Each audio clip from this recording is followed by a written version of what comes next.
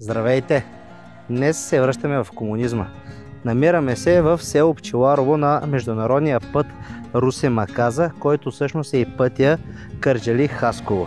На 18 км от Кърджали сме и на 29 км от Хасково, а днес ще ви покажа една стара сграда за тотален ремонт. Разгънатата застроена площ на сградата е 825 квадратни метра и състои от 20 помещения на първия и втория етаж, а на приземния от стол-ресторант и още 3 помещения към него. Забравете за това, че сградата е за ремонт. Тук ще гледаме възвръщаемост. Да, наистина ви предстои сериозен ремонт, но само погледнете цената и изчислете възвръщаемостта след него. Аз ще ви дам няколко идеи, за които може да бъде използвана сградата. Идея номер 1. Бутиков хотел заради огромния поток коли, който минава покрай село. Между другото, за него имаме проект. Идея номер 2. Хоспис.